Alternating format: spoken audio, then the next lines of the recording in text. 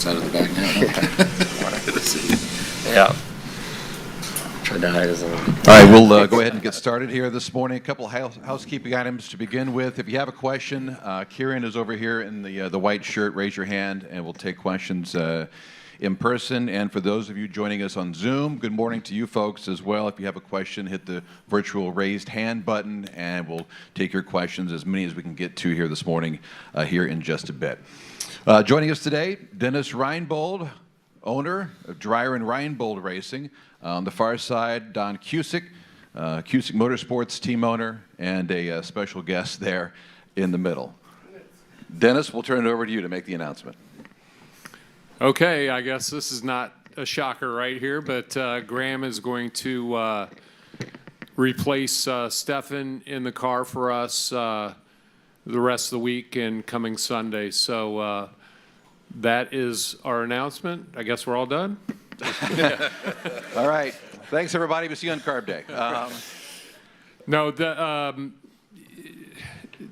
It's been a whirlwind. I don't have a script, so that's kind of consistent with how the last day has gone. So we're excited to put Graham in the car. It was a tough deal. We had the month going really well with Stefan. He is getting further evaluation today, I know, going in for x-rays here soon to sort of determine the path of what's best for him. So you saw the release yesterday that he was ruled out and what happened with all that. So we had to do a lot of work yesterday afterwards to get things put together and with Graham, and there were a lot of hurdles involved, and Graham can speak to some of those, but a lot of things that what I want to touch on is just how much the IndyCar community really, in a situation like this, rallies around each other, and all the help that we got from everyone in the paddock and elsewhere. I mean, we even had like Mike and Sandy Fink, longtime friends, showed up with dinner for us last night as we're working to get our backup car prepared for Graham. So it just goes all the way through the paddock, and it's really a touching thing that so many competitors can come together and work together, and you know, a lot of credit to the Chevy guys who we talked with, and there's just so many conflicts and things that we had to work through to put this together that it's the Indy 500, and people come together to make this event special and make it great like it is. And so I don't know, I'm rambling on, but that's kind of how I feel. It's been a moving experience, a lot of emotions through the last 24 hours, and just really touched by all the support that we've had. Don, we'll turn it over to you. Just your thoughts about the last 24 hours here. Yeah, first I'd just like to let everybody know I did speak with Steph this morning. Obviously, he's fairly crushed emotionally, but supportive of what we're doing here, and we can't wait to get him better and get him back out here. He really appreciates all the outpouring and concern, and yeah, hopefully we'll get him back here on Sunday and walk down the track with him. As far as all of this craziness goes, definitely a first for us, definitely a first for me. Didn't really expect to be sitting here having this conversation, but here we are. Very, very thankful to Dreyer Reinbold, Dennis, and Brett for putting this together, and super thankful that Graham was able to do this as well. We're excited for Sunday. It's going to be a little bittersweet, obviously, but glad we can go forward and do it, and super appreciative of IndyCar, the racing family, and the individual sitting over here to my right.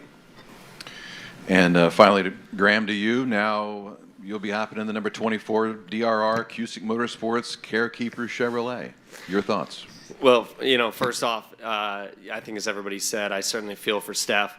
I know how much he puts into this, you know, year in and year out to get the opportunity to be here and to see what happened to him, you know, is is never good. And I know emotionally the roller coaster he's on right now. Unfortunately, I've just lived it as well, and I know that he'll be back, really, really strong and better than ever. That said, too, the Wilson family, certainly in my life, has had a very strong impact. So it's as I said yesterday, I told AC, everything in life happens for a reason. Sometimes it doesn't make a whole lot of sense, but when I got the call from Dennis yesterday afternoon, right away I felt compelled that this was, for some reason, my calling was to be here, to be able to help as best I could and to fill in. Clearly, this is Steph's ride. It's his seat. He's done a great job to get it to the point that it is. And it was an honor for me to receive the call. So to Dennis, to Brett, to Don, everybody that made that happen, I certainly am very grateful. And I must say, Dennis mentioned Chevy, and equally so Honda for allowing me to do this. I think I told Dennis when he called me yesterday evening, I said, I'm not really sure I want to waste your time. I've spent my entire career in a Honda. I've never driven anything other than that. And I'm not really sure that we'll be able to get the releases in place to be able to make this happen. And they really came together, two manufacturers, to allow this to take place, to allow us to go race on Sunday, and hopefully get this car moving towards the front and have a really, really strong run. It's also, kind of special for me in a way to come back. I drove for Dennis, 13 years ago at Iowa. We had a really strong run there. Always admired what he's been able to do with his team, and Chase. I think the entire organization does a great job, and as proven this month. I mean, they came out with Ryan. I texted Ryan on last Wednesday night, and I was like, "Damn, dude, you're gonna win this thing!" Like, he was the best car I thought I saw all day. So, trust me, I'm excited at the opportunities ahead as well. But make no mistake, as I've said and made it clear, this is certainly Steph's ride, and I'm fortunate to be in the position to be able to help and fill in. And like I said, hopefully we can have a really, really great Sunday. And again, it's kind of a weird thing as well. Carekeepers, which is the primary, Gary and Dina Tennyson, who own Carekeepers, have been very, very close friends of ours and supporters of our foundation for 6, 7, 8 years. So again, how this world works, sometimes it doesn't make sense at the time. But I remember when Gary called me about 7, 8 months ago saying he was going to do this, I was thrilled for him. This is kind of a lifelong dream for him to work with Don to get the opportunity to have his logo on a car here at Indy. And look where we are today. I mean, who would have known? So sometimes weird things happen in this world, and I as I said, you don't have the answers for them up front, but we're fortunate to be here. We'll go ahead and open it up for questions. Again, raise your hand. Kieran has the microphone. We'll begin in the front row with Bruce Martin from NBC and Forums. Graham, you were very close to Stefan's brother. He was your teammate when you came into the Champ Car Series in 2007. I imagine you're pretty good friends with Steph also, but when you think of that familial bond that you have with the Wilson family, you talked about a calling. Was that really something you reflected on? Oh, for sure. I think about Justin a lot. So, when the call came, right away, it was, an immediate connection. Frankly, I think in many ways, Justin helped in more ways than one kind of shape my career, not only as a man and who you should be, how you should act, all of that stuff, but also, I remember in 2006, I was in Formula Atlantic, of course. I don't know why, but we had a joint autograph session with the Champ Car guys. We were in Portland. And I was still, dreaming that, hey, maybe someday, Formula One. And Justin Wilson was the guy who told me that it was way too political and I didn't have the right filter to enter Formula One. So if it weren't for him, I probably would have kept chasing a different dream. So in many ways, he did help me. But I do know as a teammate, too, when I was with him in Newman Haas, and then again with Dennis at Iowa. I mean, he's just a tremendous, tremendous guy, and Steph is right there with him. And so, as I said, their entire family I have the utmost respect for. And when, in a scenario like this, I felt had it been something different, I don't know how compelled I would have been, particularly with the storylines of the last couple days. Trust me, for me, it was a bit of a bittersweet moment to, do I do it? Do I not? Is it appropriate? Is it not? But in this circumstance, with Dennis, with Don, with Gary, with Steph, it felt right. And as I said, I can't thank, Honda and Chevy and all the sponsors. It's been a tough week, for our sponsors as well, and for everybody who's been able to make this possible to release me to come over here. I'm super grateful. And also from the depths of despair that you felt Sunday, hugging your daughter and crying into her face, to knowing now you're back in the race, how do you describe just the lowest low and now a very high? Well, the positive, she's 2 years old, so she doesn't really know what it was all about. All she told me when I hugged her was, "Ooh, Daddy, you're wet." I was like, of course I've been sweating for an hour. No, I felt every emotion over the last couple of days. But as I've always said, and Dennis knows this well, that's Indy.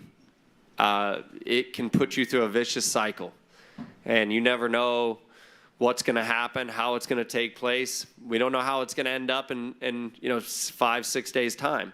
But at the end of the day, when an opportunity like this comes, you certainly are honored to get the call.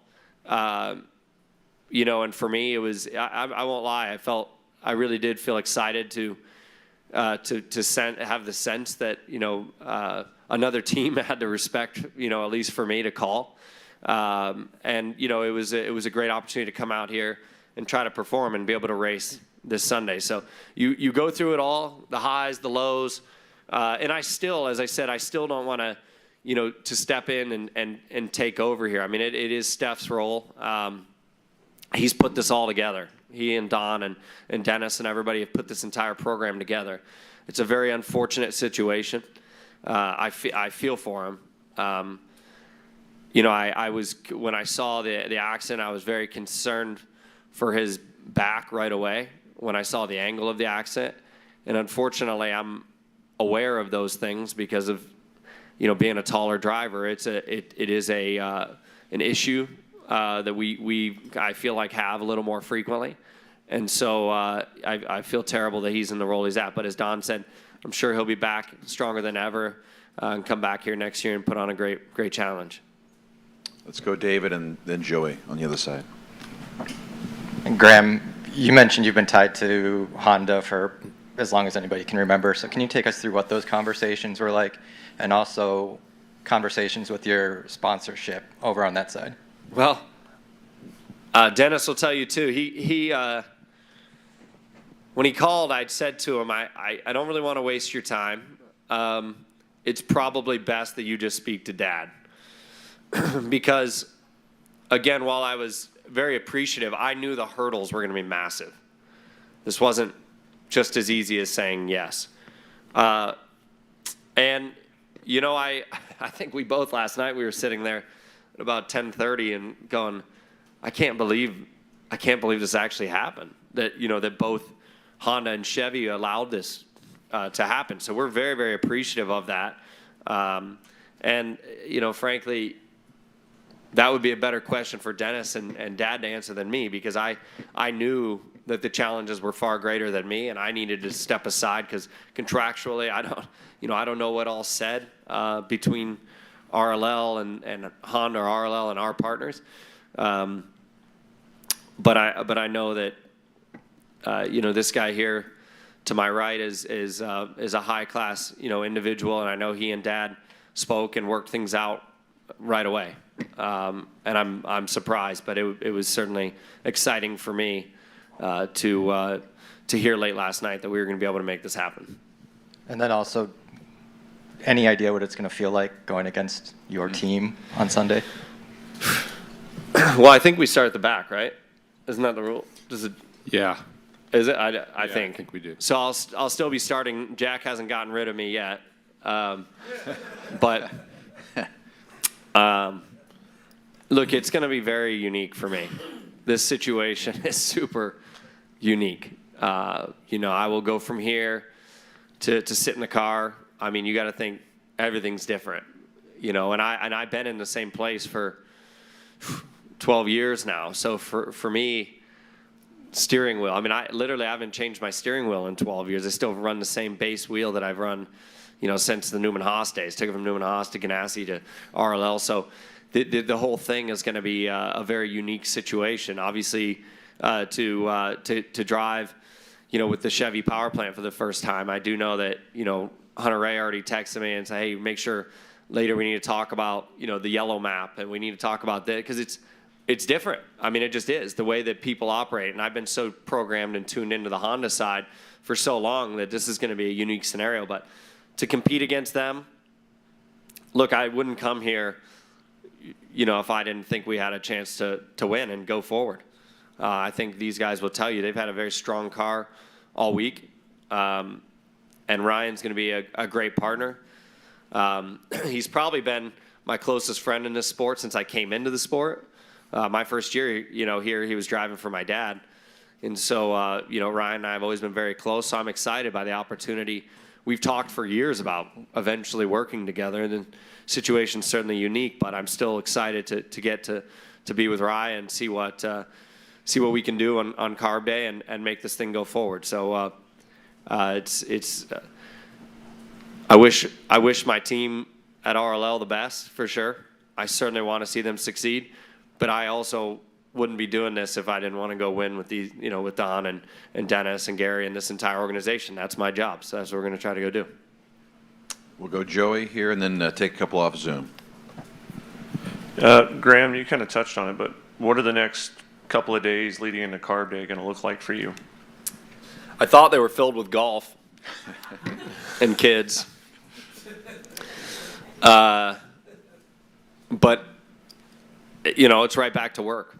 There's a lot to learn. But I feel we're in good position, as far as the individuals. Obviously, Jeff, who's the engineer, I'm familiar with. Todd, Ryan's engineer, was with our team at RLL a long time, so I know Todd. Chase, I've known forever. Obviously, the Selmans, everybody knows, so I've known the whole family for quite a long time. There's a lot of familiar faces there. So you're gonna jump in. It'll be a little bit of a quick learning experience, but it's nothing we haven't done before. So it's just got to settle in here over the next couple of days and really, make sure that we're comfortable with all the switches and all the mapping and all of the things that are going to be of high importance. Clearly, when it comes to feeling the car out for the first time, that's going to be Carb Day, and there's not a lot of time to do that.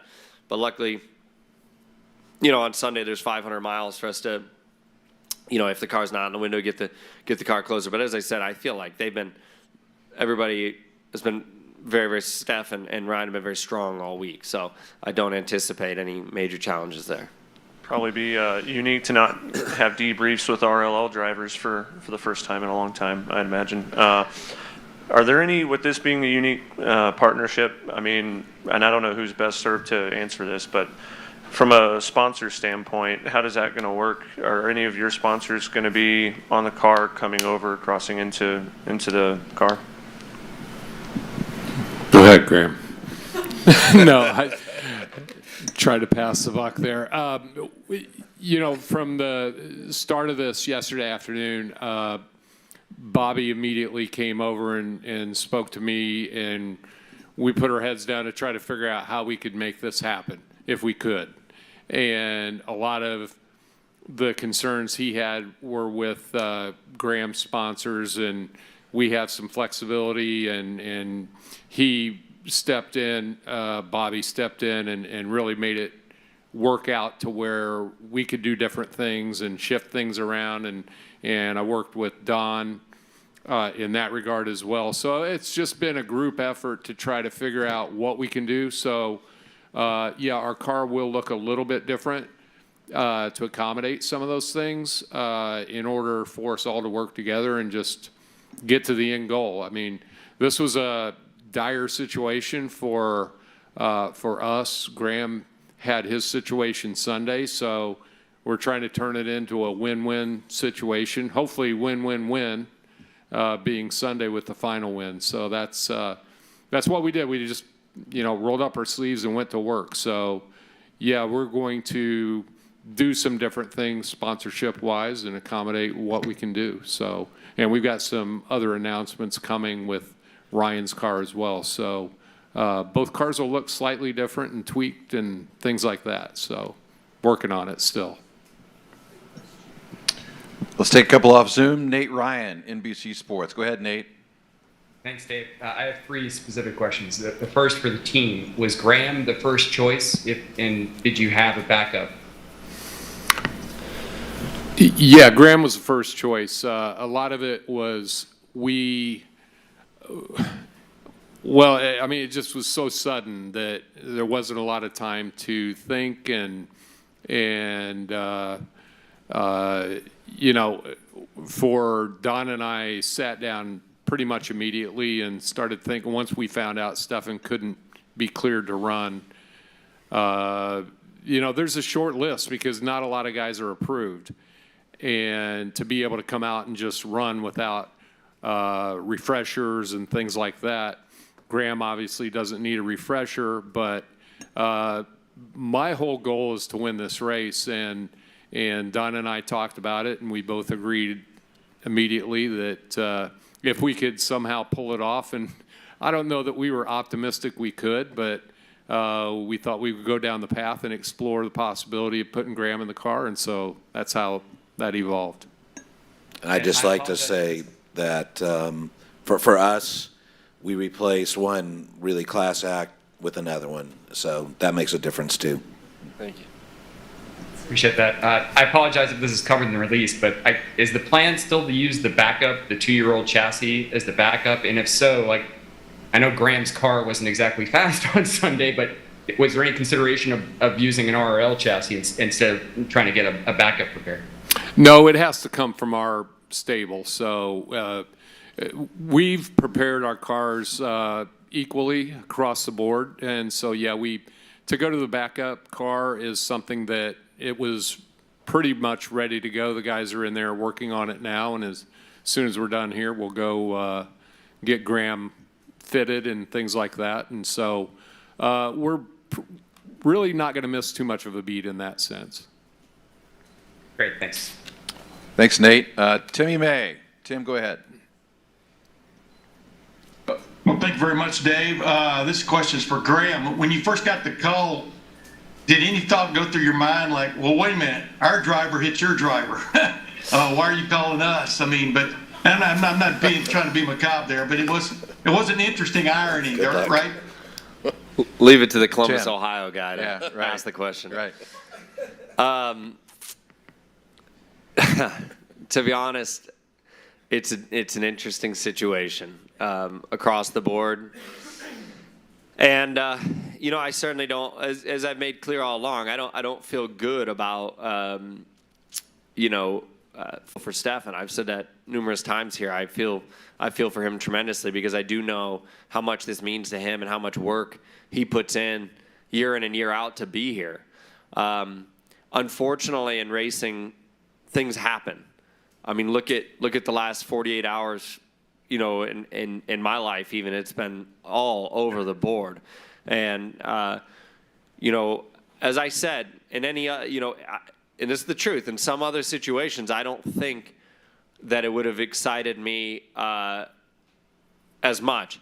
But being that it was Stefan, being it was a Wilson, and in the situation it was in, I just felt like it was my calling to jump in and help. And I was very fortunate that Dennis and Don and everybody at DRR and Cusick Motorsports called me. I mean, it's that simple. I was honored because, on a personal level too, as I said already, I felt, it gave me a boost personally to get the call because, I have driven for my dad for so long. You always wonder, what everybody else thinks of you, so to speak.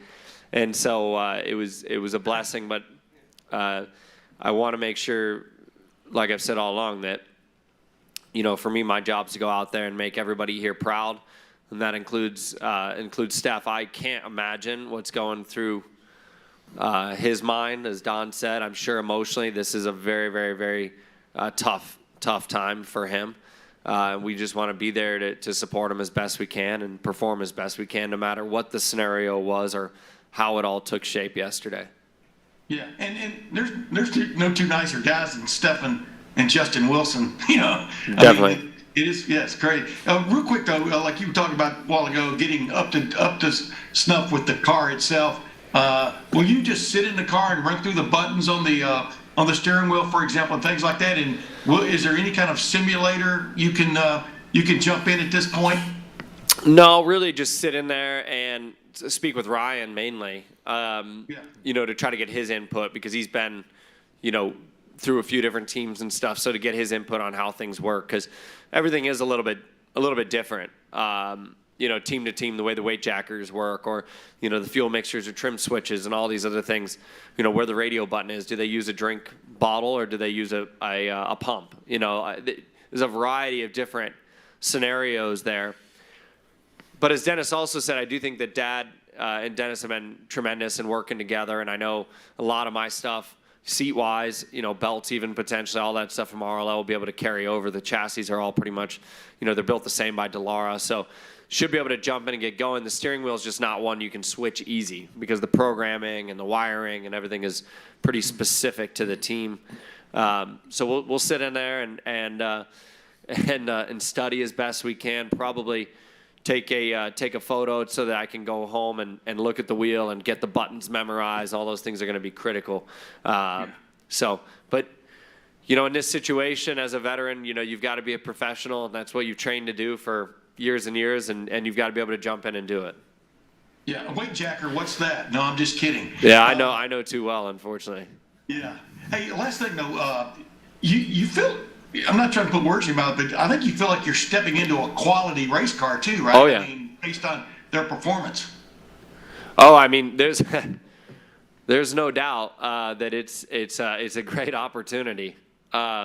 These cars have been very, very strong. So, for me, I feel good about that. About our chances this weekend, and to move forward and put on a heck of a show. We've got 500 miles to do so.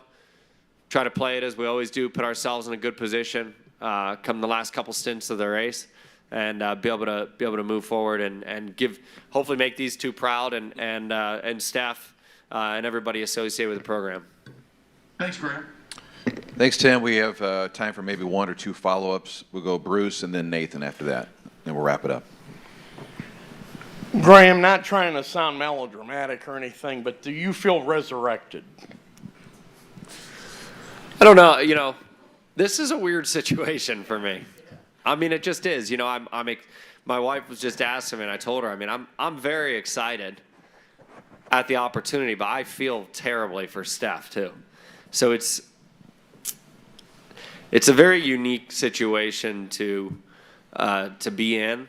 But ultimately, as I said inside, it was exciting, and it was an honor for me to get the call. I know that the list of guys isn't super long of drivers that could jump in and do it, but I also know some of the other names that are probably on that list are guys that are very, very, very qualified to go out there, who have a lot of experience and can do a great job. And so for me to get the call, to get the opportunity it's very exciting. Nathan. Graham, kind of to follow up on that a little bit, I know when you were interviewed yesterday afternoon during the practice, you spoke about how you planned on going throughout this week in helping Ray Hollerman and Lanigan Racing get everything best positioned for Sunday with the knowledge that you have of being in the car and experience with the team, experience in this race, etc. Did any of that play through your mind when you were deciding whether to take this opportunity? Did you feel at all compelled to turn it down and stay back with the team, given everything you guys had gone through? Well, I certainly won't lie that, I mean, things change in a hurry, don't they? But for me, yes, there was a part of me that thought, when you look at RLL and where we were as a team, can I have more of an impact to try to help Jack and Christian and Kat perform better, on the weekend, and of course even in their debrief session, after.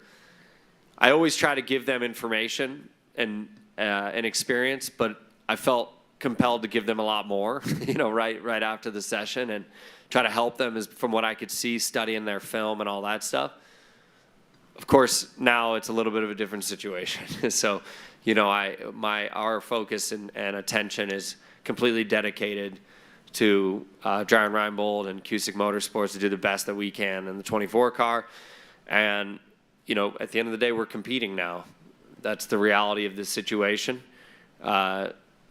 Things in motorsports, I tell people all the time, motorsports is one of the few sports where there just are no guarantees ever.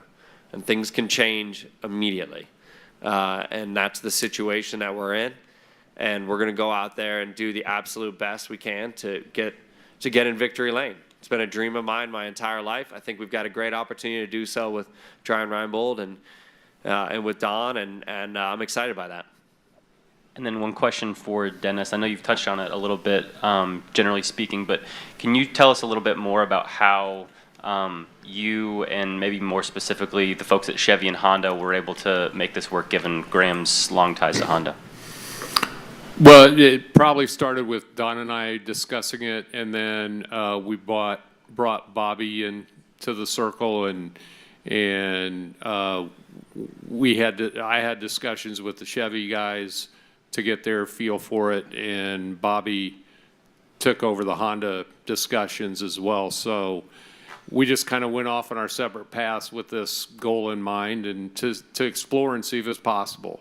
And they came back, and a couple hurdles later that we crossed, it started looking good. And so we kept crossing off things on our checklist that had to happen for this to be a possibility. So there were a lot of things involved, and we spent a lot of time yesterday and into the night last night going through those things. So I don't know if that answers that, but it was a bit of a whirlwind. So I can't keep it all straight in my head at this point. Thank you. I know you got meetings, a seat fit, and so on, so we'll go ahead and cut you loose for now. We're also going to have a photo op here for those of you that want a photo of the three, but the twists and turns continue here in the month of May. Look forward to seeing you guys on the track this weekend. Thanks. Yep, Dreyer Reinbold, Cusick Motorsports, and Graham Rahal in the 24.